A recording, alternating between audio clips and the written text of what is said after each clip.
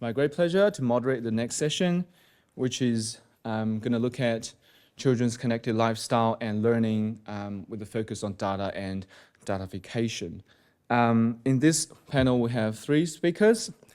We're going to start with Dr. Tama Lever, who is Professor of Internet Studies at Curtin, President of Association of Internet Studies, and Chief Investigator of the Center, followed by Dr. Kate Manell, my twin research fellow from Deakin, and then the last one will be Dr. Lucy Pangraciel, Senior Lecturer in Language and Literacy, ARC DECRA Fellow at Deakin University, and also Chief Investigator of the Center. So we'll start with Tama.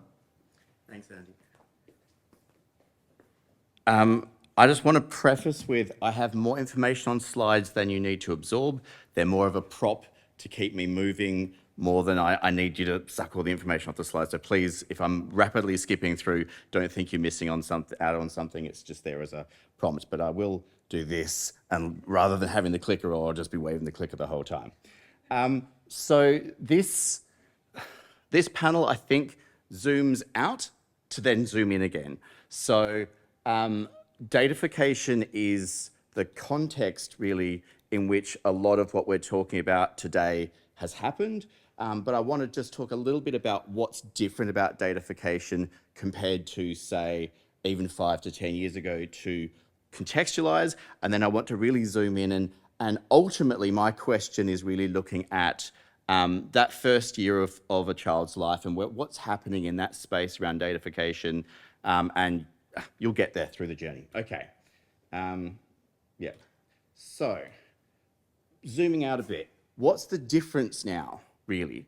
And so data valence and datafication is the fact that potentially everything is being recorded, everything is being encoded, everything is being captured in a digital system. This is different to even other forms of pre-existing surveillance because it used to be purposeful. It used to be if we wanted to capture something, we had to say why and then capture it. Now the presumption is at a company level, not at a state apparatus level, that if something's being generated as data, we should probably capture it. There'll be value there somehow, some way. We know that childhoods are datafied in profound ways. You don't need me to explain that. This begins before birth in all sorts of ways. In a related earlier project, I've done a study with a couple of colleagues around the sharing of ultrasound photos, for example, and the fact that young people's digital presence usually begins technically before they do. So we're sharing the stories of them. We know that certain social media platforms are doing shadow profiles, so they're starting an account effectively on their end for a person that hasn't even been born. So there's lots of data being generated and captured, and it's changing the experience in different and important ways. A similar but related context is what Kath Aubrey calls the will to app. So the idea that apps can solve almost everything. If we've got a problem, solutionism through the tech lens is create an app, we'll fix it somehow. We'll skip that. We'll skip that too. I want to get straight then to the owlet. And the owlet people, I've been mean to them for almost 5 years now. It's like a career choice for me. The owlet is the most popular infant wearable in the first year of life. It is a sock that talks to a base station that relays information then to a phone. And it's supposed to give information about whether a child's blood oxygen level, breathing, and a third thing I can't remember, are within normal parameters, in inverted commas. What's most interesting, and there are so many things that are interesting, but what's most interesting is that the people who came up with the owlet and who are running the company were very public and very unabashed about the fact that this was actually a data hoovering up project for them from the very beginning. So they talked about the fact that they were collecting in their minds the largest data set about infant health and sleep and wellness that had ever been collected, because they were aggregating all of the information from all of the socks everywhere. And there are so many issues with that. Anyway. What was this particular tiny segment, this particular project trying to do then? what we looked at is there a better way to understand these wearable devices, a better way to situate them within the norms of media and comms research? We looked to the walkthrough method that was developed in the DMRC here some years back, published in 2018, and it used the app as the central focus and basically mapped what they call the app's environment of expected use. So what are all of the signals when you download it, when you install it, when you first use it, saying how we expect this app to work, how do we expect people to think about norms and things like that. What we wanted to do then was look at that and say, did people use that to talk about the related devices that are often going with apps? So, imagine Fitbits, things like that, which are more of a relationship between a device and an app, not just the app itself, although there are studies that have just looked at the app bit of that relationship. Of the more than 500 papers using that method at the time that we took the snapshot, only 6 did anything like that even looked at a physical device of any sort.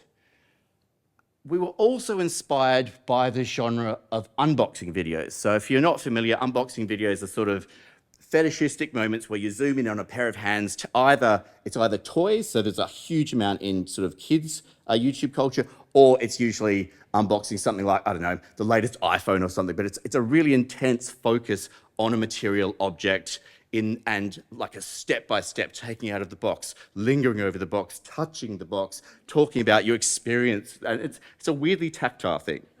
But we were wondering then, could we subvert that in a way and use the unboxing genre as a way of thinking about the questions we'd like parents perhaps to have in mind when they're buying devices? Because underneath all of this are questions of data and privacy. So how would we get there? Just as 2 really quick examples, just to show that this is everywhere, apart from just the Owlet. This is a product brought out by Nurofen, which is the Nurofen Fever Smart temperature monitor, which is basically a biometric temperature monitor that you sort of whack on a baby's underarm, and it'll continually relay temperature information. $100, I think they're going to stop making it now. But what was really interesting is nowhere was there any discussion of privacy in anywhere we could find. Nowhere on the website, nowhere on the boxes. We carefully took it apart. Similarly, while I won't talk too much more about the Owlet, I'll leave playing in the background. And this is a proxy version, so we've actually got like properly done versions of the video, but they're really long. So I'm just going to leave this playing in the background so you get a sense of the touching the box, turning the box around, looking at the stuff. But what was really interesting and why the Owlet continues to be worth picking on is one of the things they have written on their box is bring hospital technology home with you. Now, the furphy here is that pulse oximetry was invented in a hospital, but the Owlet has never been medical grade technology. It doesn't do the work a piece of hospital technology does.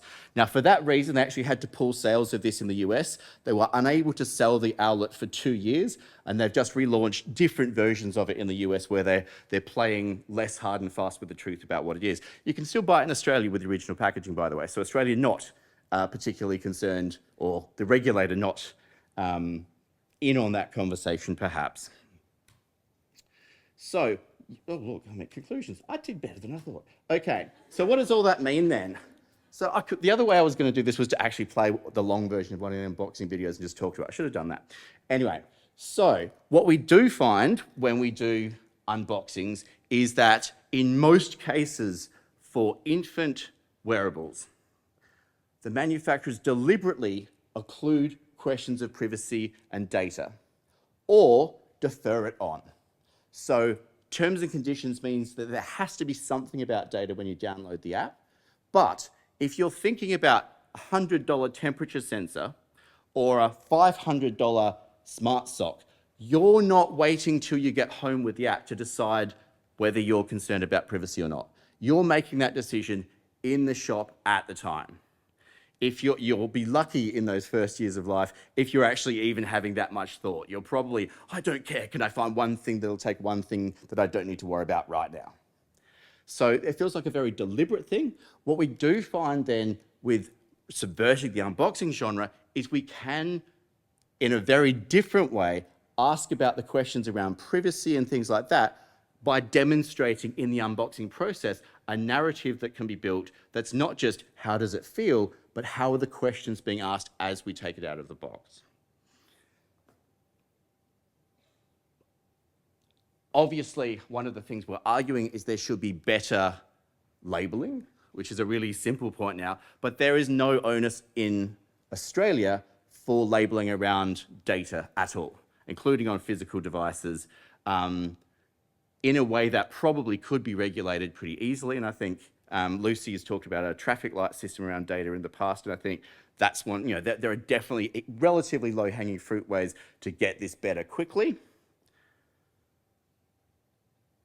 And what's most interesting is this ongoing discourse around solutionism, that early childhood is a problem to be solved, and that's where that whole idea of the will to act from Kath is, I think, such a powerful idea, because all of these technologies are premised on early childhood, early life being a problem rather than being an experience.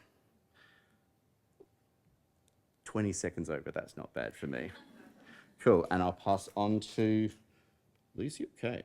Kate, cool.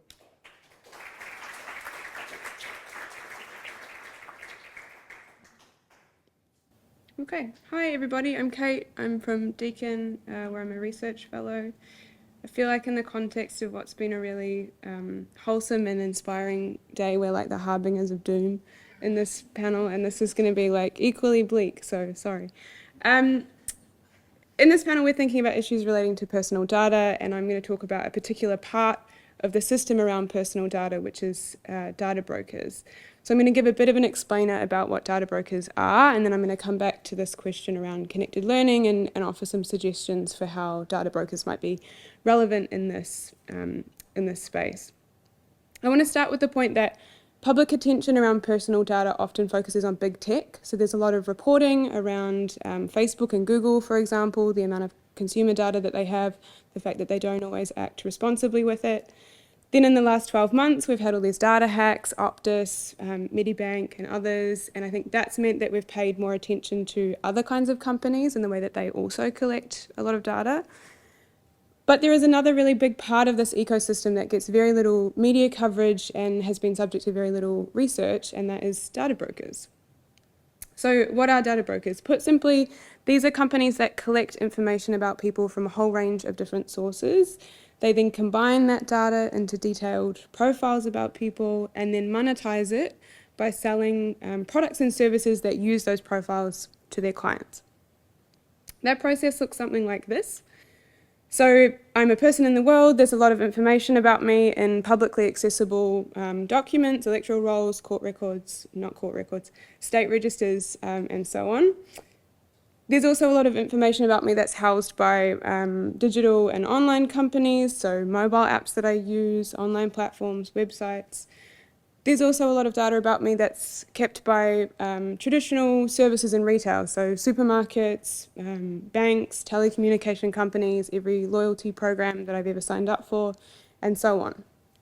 Data brokers collect data about me from all of these different kinds of sources. They then combine it, they process it, they repackage it, and then they sell it, or insights that are derived from it, to their clients. And their clients are largely interested in it for one of three kinds of purposes, either marketing, so targeted advertising, risk assessment, so like insurance companies and that kind of thing, or an emerging market around people search, so trying to track down a person.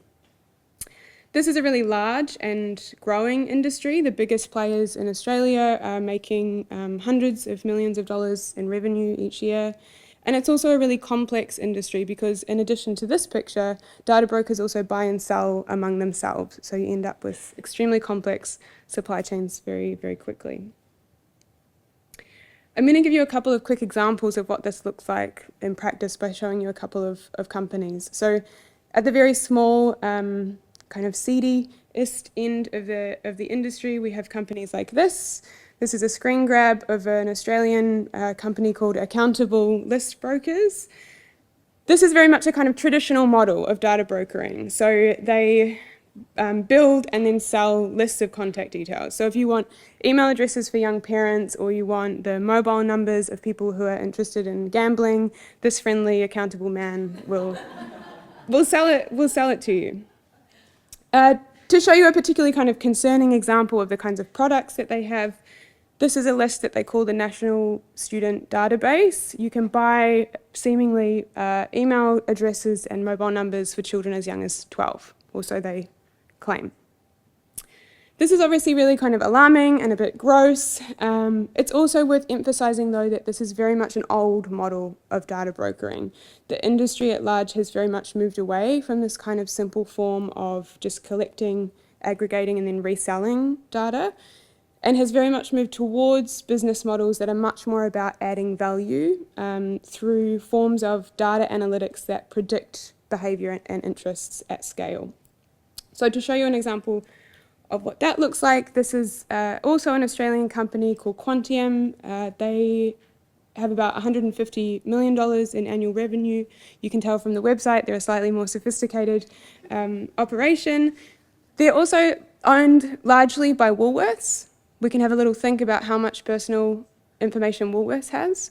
They have partnerships with Commonwealth Bank, Telstra, and News Corp. Again, we can have a little think about how much consumer data those companies hold, plus a bunch of other Australian companies.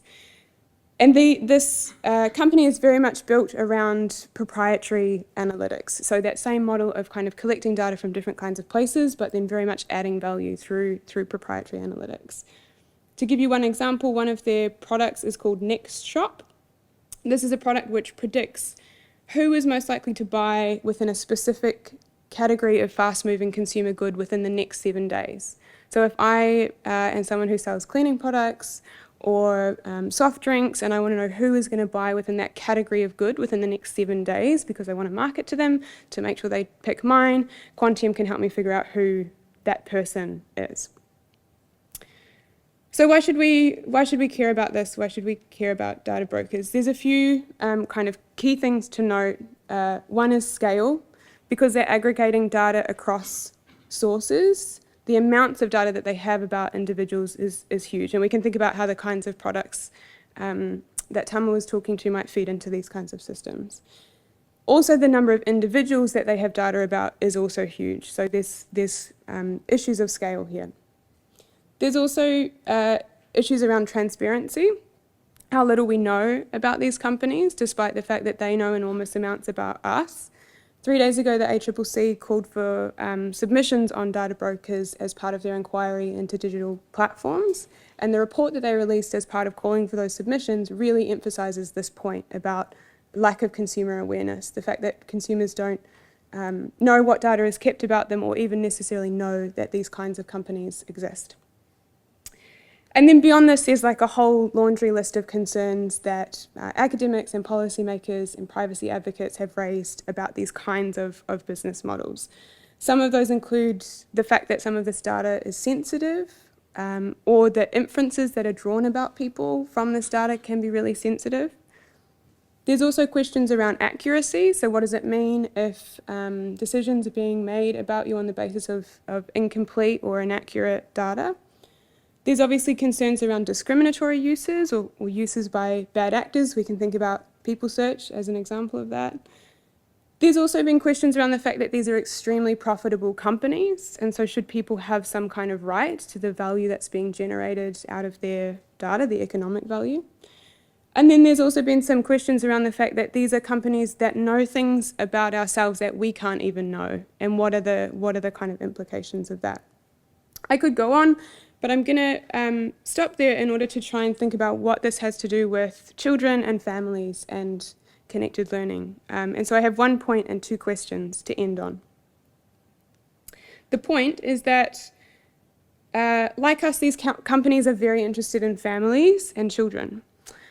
Firstly, they're interested in families because they're an important consumer group, so some of their clients are very interested in them. This is Quantium again. This is them advertising a data product that's about categorizing different types of families for marketing purposes, right? Families are also of interest to these kinds of companies, though, because they're of interest to other kinds of clients. For example, governments. There's some work being done in the UK looking at how governments that are interested in targeting at-risk families for social services interventions use these kinds of companies, these kinds of data broker companies as well. So these are my two questions to end on as well. The first one is, what technologies used by kids and families contribute data into these systems? And I guess we're thinking particularly in context of learning and family life. And what does it mean to have this happen? We know, for example, there's some quite good research on the fact that a lot of the mobile apps that kids use collect a lot of data, and they share that data with third parties. There's been some quite solid studies on this. We also know that even if parents and teachers are invested in this issue, are interested, it's almost impossible for them to vet the technologies that their kids are using, even if they want to, because of the labour and the kind of opacity of terms and conditions and all of these things. So where should responsibility lie? It's like the governance question that we had before. And then the last question is, what would we want young people and children to know about this system? There's a field of work around the concept of data literacies. Lucy in particular has done a lot of important work in this space. And as a field, data literacies is asking questions like, what do young people know about their data and what happens with it? And what would we want them to know? And to what ends would we want them to know that? I think that thinking about these kind of data broker systems raises some questions about that. How can we talk to young people about this in a way that's not just defeatist, given the reality that there's actually little that they can do about it at the moment? So what would a model of data literacies look like that wasn't just oriented around taking individual actions once you were informed? So yeah, that was bleak, as I promised, but thank you very much.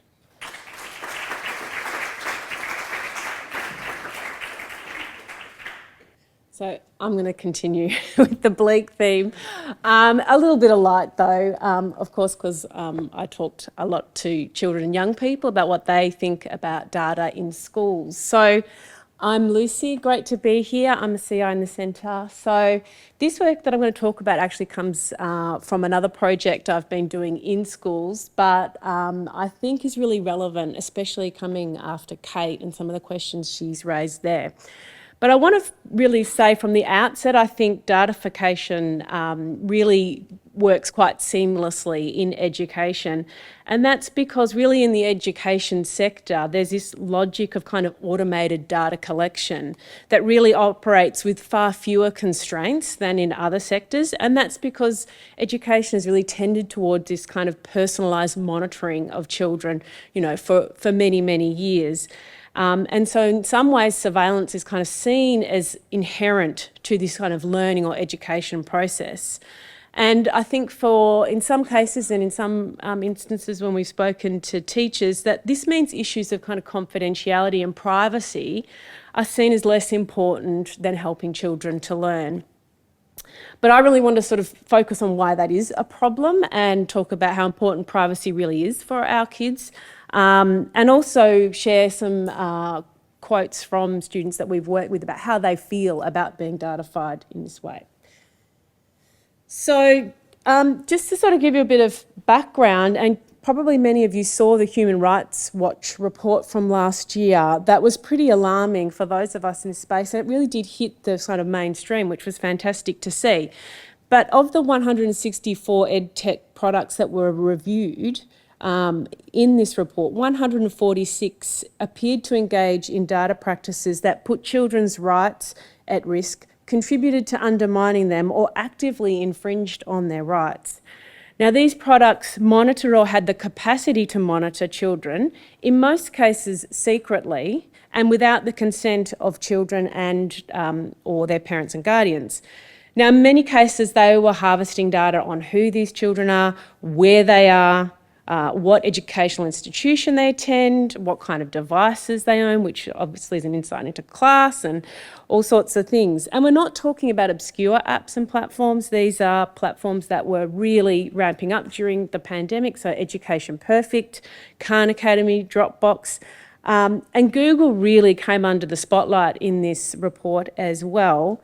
And, you know, throughout the pandemic, it really expanded its reach into our schools. And Google for Education has really already been banned in a number of states and countries across the world because it violates, in Europe, the GDPR, the General Data Protection Regulation. In Australia, however, it's really expanded its reach. So some really interesting insights there. So I guess, why is this a problem? And I think there's a number of things that we can focus on. First of all, privacy is a human right. And this right encompasses the freedom from intrusion into our private lives, the right to control the information, and the right to have a space in which we can freely express our identities. Privacy is also about the right to autonomy and control over one's life. Now, this is particularly important for children, as they are entitled to special protections that provide them with a space to grow, play, and experiment with who they are. And clicker. Privacy is vital to ensuring safety, agency, and dignity. And in education, privacy provides a space for children to develop their personalities and identities. And for children who are survivors of abuse, or privacy means the right to live safely without exposure to where they live, play, and go to school. And for lesbian, gay, transgender students, privacy in some countries could mean the difference between life-saving information or being sent to jail or something much worse. So privacy really does matter. So what do children and young people think about data in schools? Often we're thinking about data in terms of teacher labour, like at least in sort of educational research, often about teacher labour, improving school performance, accountability, personalised learning. But we really very rarely stop to think about what it feels like to learn in these environments. And we've recently finished a 3-year study looking at 3 different schools, and as part of that we interviewed 40 students to see what they thought about data. And while our findings are quite concerning, unfortunately I don't think they're very surprising. So I thought I'd share some of the students' thoughts. All schools I've given pseudonyms to. So the first thing to say is that students really felt like data is being used to monitor and track them across school and home. So students at one of our schools, Brookdale, mentioned that if they logged into the school system from home, then they assumed that the teacher might think they weren't concentrating in class, as they say. So they also track if you're using Brookcom, which is the school intranet, in the evening or later after school, and they can figure out that you're probably doing some work that you should have been doing in class. It was not surprising that one student at Northland thought that this tracking would continue even after they've left the school. So he says when you're at another school, they can still track you down, meaning the teachers at the previous school. Now, whether this is true is somewhat beside the point, and it probably isn't true unless, I guess, the school went and asked the previous school. But I guess the thing that we're really interested, us as researchers, is the fact that the student carries this sense of being tracked with them. And that really has the power to change how they feel about school and learning. The second point was that students really felt they had no control over the kind of school data that was being shared. So when it comes to non-school data, the students are often saying, oh, we can use a fake name on social media, we can change our age, we have all these kinds of tactics that we use that we can't use at school. When it comes to school data, there was much less sense of control. And so here the students feel kind of subordinated in 2 ways. One, as a student in the school, has to follow the rules of the actual school, but also as a user of the digital media that the school tells them they must use. And in this context, they often don't know much about the company or where their data is going. And so this culminated in some fairly dramatic descriptions, such as this one from the Northland student who thinks there's an FBI agent on the other side of the computer screen. Many at one of the schools, Western, were also concerned not just about the amount of data, but the fact that the data can be seen by different teachers in the school Even teachers who come in for a day are able to see lots of their personal information. As this student says, I don't trust everyone in the school. I don't need every single teacher, a teacher that has never had me before. I don't need them knowing my information. Students also had little say about the personal data that was made public. And this kind of became a real recurring theme throughout our interviews. A lot of emphasis or anxiety around the fact that the school photo was often the profile photo that was shown across the school. So if they were messaging friends even on the school's intranet, or the teacher, was messaging, that was the photo that was constantly displayed. And although that might seem like quite a minor point, it was another instance of them having very little control about what was shared and what was not, and really led to that sort of sense of disempowerment and kind of lack of agency. Another student, worrying, sort of mentioned that their phone number was up on the school's learning management system and was there to be displayed. So there's instances where it's clearly not best practice. I guess the most sort of worrying thing when we talked about these students about what will happen to the data, what happens to your data after you leave the school, and this idea that the data really will stay with them and have an impact on them throughout their lives, particularly their university applications and also their employment. So as this one student from Northland said, it basically affects your whole life. And when they're talking about data, they're talking about data, so say they received a detention, or the number of lates they got, or their attendance data. They feel like that data is going to follow them as throughout their adult life and will affect whether they get into university or get a job. Now, other students thought future employees and the government would also be interested in school data, because this information, to them, the perception was that it was so easy to find. Now, again, this is not true. So in Victoria, schools are bound by privacy policies set by the Department of Education. And I guess, again, it's just a question of the fact that this is very, the perception that these students have. So I've got one more slide, Andy. Oh, well, it's the end slide anyway, there you go. But I just wanted to summarise by saying that basically the students we spoke to are concerned about being tracked and monitored, but they are unsure, and they're unsure about how it's being used. They feel like they have very little, the strategies that they use in other contexts can't be used in schools, and they're concerned by the fact that this data will stay with them well into their future. So I guess in our quest to kind of monitor and improve their learning, we've ended up, in a sense, really killing off the very thing that could make them powerful learners, which is, of course, agency and self-determination. So I think there's two main areas of research that we need for to think about in the future, particularly when we're thinking about connected learning.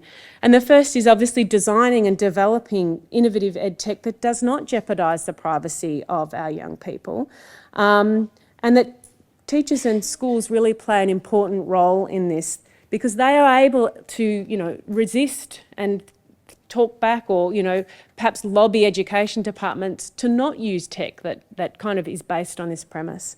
And I think the second thing is we do need to build children and young people's understandings of school data, because if you don't know something, there is a tendency to assume the worst. But I think Kate's point around what is a productive kind of school-based data literacies is a really good question, because unless the kind of bigger picture changes, there's some things that we may not want our kids to know about the data broker industry. So there is still a lot of work to do in this space. Thanks.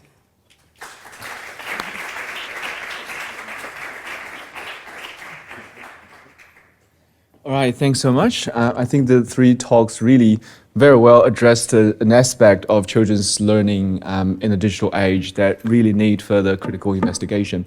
I know the tradition is that the moderator will ask the first question while people are preparing their questions, but I somehow feel that there are some burning questions already ready to fire in the room. So please, we have about 9 minutes for questions. Yes, like I said, please.